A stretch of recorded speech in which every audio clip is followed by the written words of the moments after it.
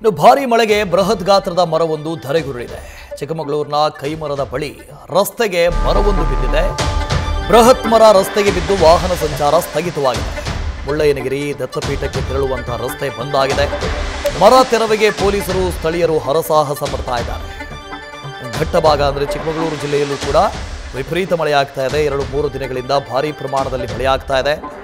ಕರಾವಳಿ ಜಿಲ್ಲೆಗಳು, 3 ಜಿಲ್ಲೆಗಳು, ದಕ್ಷಿಣ ಕನ್ನಡ ಜಿಲ್ಲೆ, ಉಡುಪಿ ಜಿಲ್ಲೆ, ಜೊತೆಗೆ ಉತ್ತರ ಕನ್ನಡ ಜಿಲ್ಲೆ, ಈ 3 ಜಿಲ್ಲೆಗಳು, ಜೊತೆಗೆ ಮಲೆನಾಡು ಜಿಲ್ಲೆ, ಅದು ಚಿಕ್ಕಮಗಳೂರು ಆಗಿರ್ಬೋದು, ಕೊಡಗು ಆಗಿರ್ಬೋದು, ಈ ಭಾಗದಲ್ಲೂ ಕೂಡ ವಿಪರೀತವಾಗಿ ಮಳೆಯಾಗ್ತಾ ಇದೆ. ದೃಶ್ಯದಲ್ಲಿ ಗಮನಿಸ್ತಾ ಇದ್ದೀರಿ, ಆ ಗುಡ್ಡದ ಬದಿಯಲ್ಲಿ ಒಂದು ಬೃಹತ್ ಗಾತ್ರದ ಮರ ಇತ್ತು.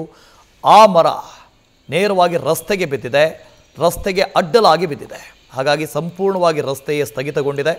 ಮುಳ್ಳಯ್ಯನಗಿರಿಗೆ ಹೋಗುವಂಥ ರಸ್ತೆ ಇದು, ದತ್ತಪೀಠ ಮುಳ್ಳಯ್ಯನಗಿರಿ ಈ ಭಾಗಕ್ಕೆ ಹೋಗುವಂಥ ರಸ್ತೆ ಸಂಪೂರ್ಣವಾಗಿ ರಸ್ತೆ ಸಂಚಾರ ಸ್ಥಗಿತ ಆಗಿದೆ. ಜೊತೆಗೆ ಈಗ ಮಾನ್ಸೂನ್ನ ಸಂದರ್ಭದಲ್ಲಿ ಮುಳ್ಳಯ್ಯನಗಿರಿ ಈ ಭಾಗ ದತ್ತಪೀಠಕ್ಕೆ ಹೋಗುವಂಥವರು ಸಾಕಷ್ಟು ಜನ ಇರ್ತಾರೆ, ಪ್ರವಾಸಿಗರಿರ್ತಾರೆ. ಪ್ರವಾಸಿಗರಿಗೂ ಕೂಡ ಸಮಸ್ಯೆ ಎದುರಾಗಿದೆ. ಇದೊಂದು ಬೃಹತ್ ಗಾತ್ರದ ಮರ. ಅದೃಷ್ಟವಶಾತ್ ಆ ರಸ್ತೆಯಲ್ಲಿ ಯಾವುದೇ ವಾಹನ ಸಂಚರಿಸ್ತಾ ಇರಲಿಲ್ಲ. ಒಂದು ವೇಳೆ ಬೇರೆ ವಾಹನಗಳು ಯಾವುದಾದ್ರೂ ಇದ್ದಿದ್ದರೆ ಪ್ರಾಣಹಾನಿ ಸಂಭವಿಸ್ತಾ ಇತ್ತು. ಇನ್ನೊಂದು ಕಡೆ ಅಲ್ಲಲ್ಲಿ ಗುಡ್ಡ ಕುಸಿತ ಆಗಿರುವಂಥ ದೃಶ್ಯವನ್ನು ಕೂಡ ಗಮನಿಸ್ತಾ ಇದ್ದೀರಿ. ಮಲೆನಾಡಿನಾದ್ಯಂತ ಭಾರೀ ಪ್ರಮಾಣದಲ್ಲಿ ಮಳೆಯಾಗ್ತಾ ಇದೆ. ಮೃಗಶಿರ ಮಳೆಯ ಆರ್ಭಟ ಜೋರಾಗಿದೆ. ಈ ಹಿನ್ನೆಲೆಯಲ್ಲಿ ಕರಾವಳಿ ಜಿಲ್ಲೆ ಜೊತೆಗೆ ಮಲೆನಾಡು ಜಿಲ್ಲೆ ಸಾಕಷ್ಟು ಅವಾಂತರವನ್ನು ಎದುರಿಸ್ತಾ ಇದೆ. ನ್ಯೂಸ್ ಫಸ್ಟ್ ನಿರ್ಭೀತಿಯಿಂದ ನಿಮ್ಮ ಪರವಾಗಿ.